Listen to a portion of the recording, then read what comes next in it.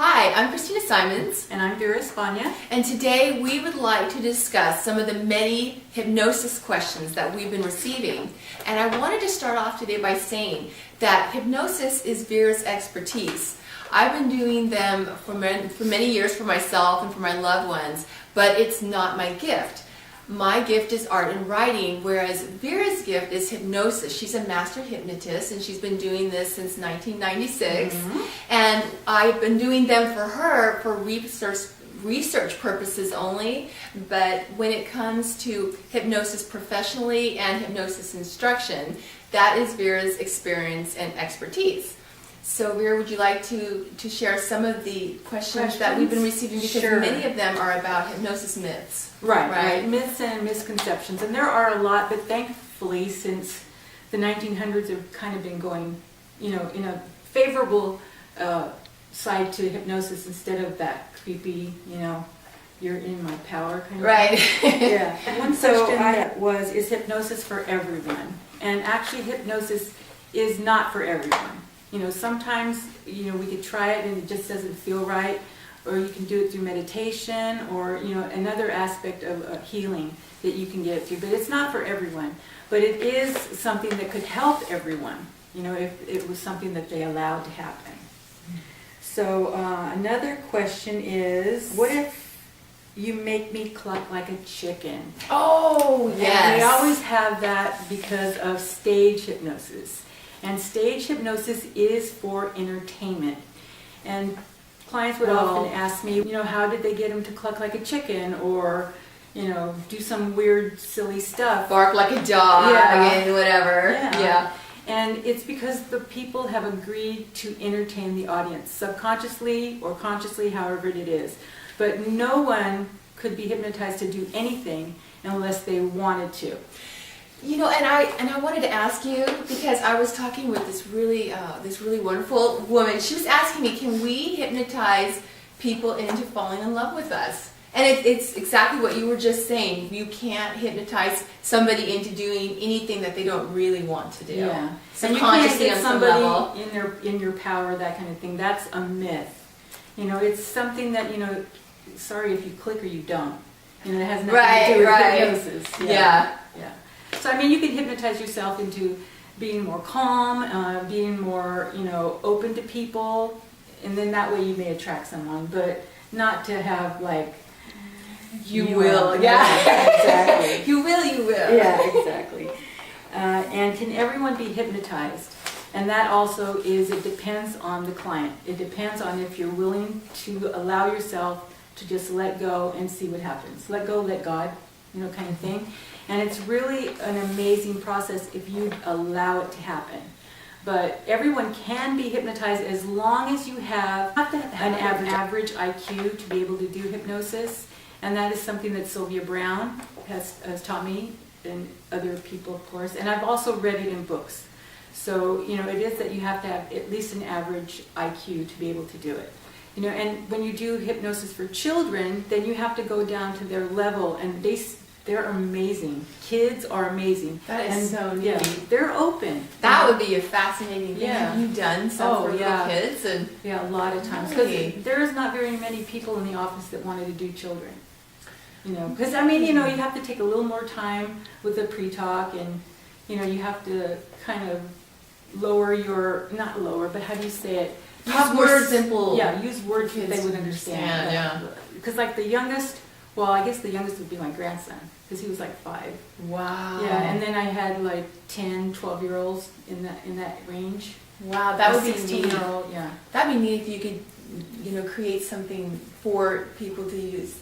Help with their kids. It was amazing, and the parents were just blown away at the way they acted afterwards. Really? Yeah, because rebellious teen. And then he understood why. Even though, we know it's hormones and testosterone and all that stuff, but, it was also a deep-seated thing that happened with that family in a past life. Same mother, same father.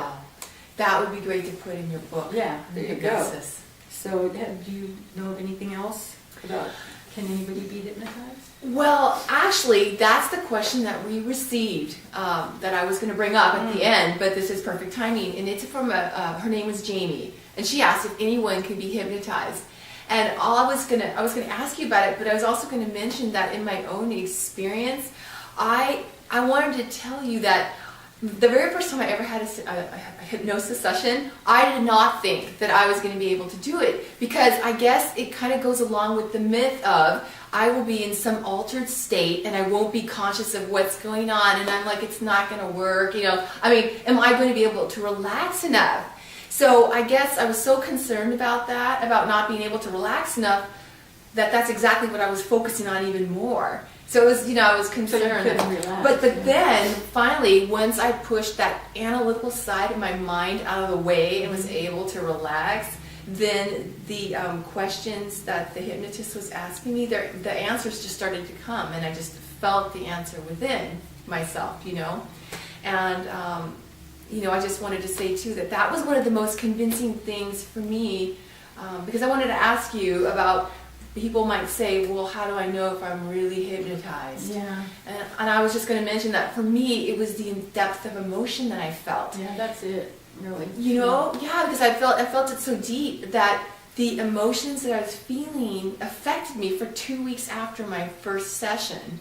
And it wasn't negative, but it was powerful. Yeah. Well, I want to address a little bit before what you said about that.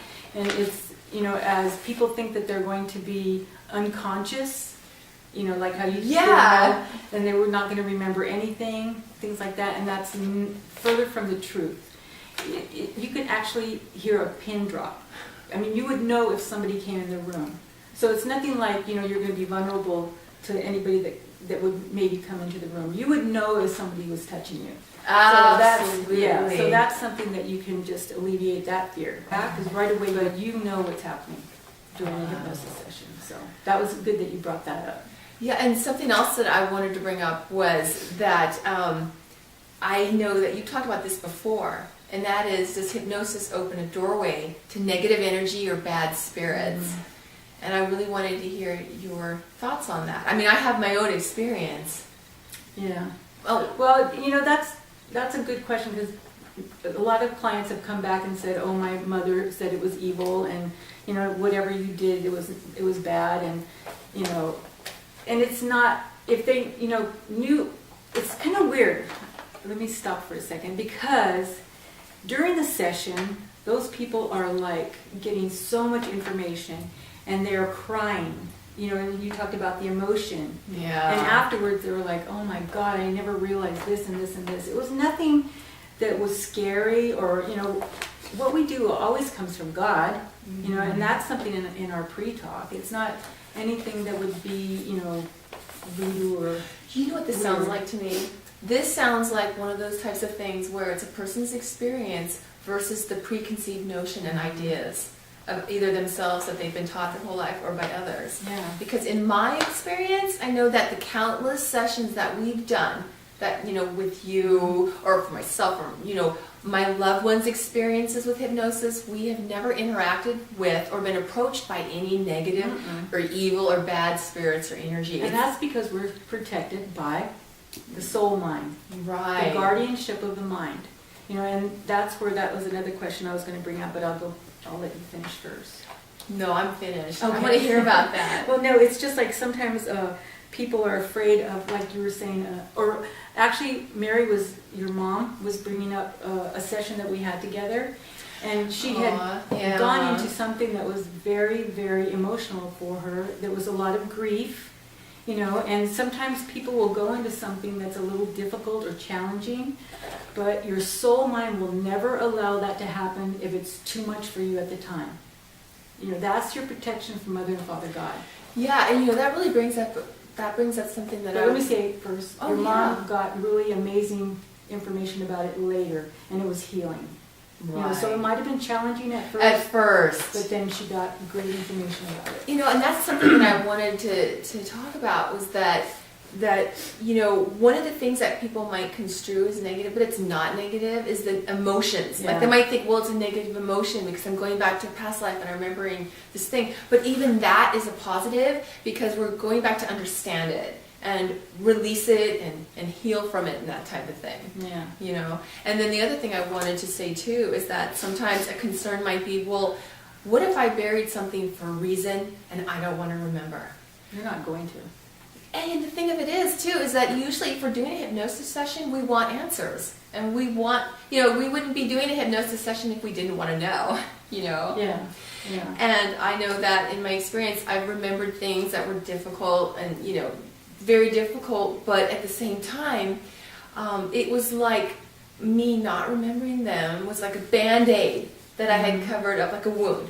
And so remembering that was like taking off the Band-Aid so I could finally heal that old wound. Right. And it was amazing because Angus, who again, he's a master teacher on the other side, and he's been communicating with us through hypnosis and through trances with Vera because she's a full trance medium. And he has communicated that this wound that I was finally able to heal from was an old, like a soul's wound that I had had several lifetimes back. And I've been working on it ever since to finally get it. And I truly believe that if it wasn't for hypnosis, I don't think that I would have gotten it in this life either. Yeah. So, but you know a lot about the philosophy. Some people don't. Right. And I've had clients that got great information, but they didn't get what they wanted to get in the beginning, what they came to me for. And that's because their soul mind, you weren't ready for it. And they had amazing information that they had received from other things, but they're going, well, I didn't get that one. Oh, yeah. So, but it's a process. That's true. So you're able to take that bandage off whenever you're ready. Yeah, hypnosis really has been it's such an empowering, healing tool. Well, some people are afraid of not coming back. You mean during a hypnosis session, Yeah. not being able to come back to themselves? Yeah. Sitting there in life. Yeah. And how can that happen? It can't. So it cannot happen. It's not There's some people that just don't want to come back at that time because it's so wonderful, or they're having a great time, or they're talking to loved ones and stuff like that. But guess what? It's not You possible. have a chart in this life, you're coming back. Yeah, that would be like beam me up, Scott. Yeah. It doesn't work. Exactly. You may say, oh, I don't think I was going to come back, and if it weren't for the hypnotist, no, you'd come back. And there's some people that fall asleep, and this is during the post-talk, while you're still in the chair, and it's after you've had the information, and you just like zone, you're gone. And that's cool too, as long as it's your last client. Yeah. You can let them lay there for a few minutes, but yeah, you will definitely come back. Better, more enlightened, but you're coming back. Another one is that once they're in the session, and this is usually what we're talking about is past life, because with behavioral modification hypnosis, there's really not that much using the powers of visualization, seeing where you're going or what you're experiencing, that kind of thing. And a lot of people think they're going to see everything, and that most of my clients don't. They don't see anything. They just know what's happening. And it's almost like you feel like you're making something up. I've even done it as much as I know about hypnosis, and you know that because I go, I don't know. It's It's just something that you just know. Exactly. That's exactly. You just feel it and know it, and you feel those emotions. Sometimes you just feel it inside. And then some people say, "Well, I just read a book," and then it's like, "Well, why did you resonate to that book?" Yeah, that's true. Yeah. So that's the most difficult part because our analytical mind wants to take over and go, "Are you sure? Yeah. Are you sure about that?" And that's when you start second guessing, and then you lose it. So it's just, I tell people, just keep thinking you're making things up, keep going, keep telling me everything, and then afterwards we'll talk about it. And then whenever they go through the emotion of it, and then eventually they might start seeing a glimpse of something, and then it starts getting more and more and more, stuff like that. Because some people right off the bat can say, oh, I was wearing brown shoes, and I had a belt buckle that was huge. Wow. Really detailed. And some people it's more vague, but they're getting the information that they need, the emotion of it, or the talent, or whatever it is that you're bringing back, what they most or letting need. go. Whatever is the most important thing for them to remember. There's so much that we could go into in this, but we're giving you little tidbits. This is only the beginning of sharing some of Vera's vast experience and Yeah. knowledge. Well, I had it's Indianapolis. I don't know why Indianapolis always had these great hypnosis sessions, but there was a couple that came, and I got the husband, and we were having the pre-talk, and he had his arm like around the chair like this, and just looking at me. He had his legs crossed. Oh. No, it's okay. Oh, okay. His legs crossed, and he's just looking at me because I was giving This body language the for sure. pre-talk, And then he goes, I really don't want to be here. And I go, oh, really? And he goes, nah. He goes, my wife made me come. I go, oh. I go, well, you don't really have to. We can sit and talk if you like. I go, but you're not going to get your money back. Because I knew that was going to be the next thing that came out. He goes, really? And I go, no. This is a travel. Travel expense. You have to cover. Yeah, it's all set up. If it was not on the road, it'd be different. But I said no. You can just sit and talk if you like. Because he started talking about his wife, and she's all into this witchy stuff. And, he just agreed because she kept bugging him. Mm-hmm. So he goes, so I really still have to pay for this, huh? And I go, yeah. And I go, why don't you just try and see what? I go, the worst that could happen is you got relaxation out of it. You got to relax for 30 minutes. And he goes, okay.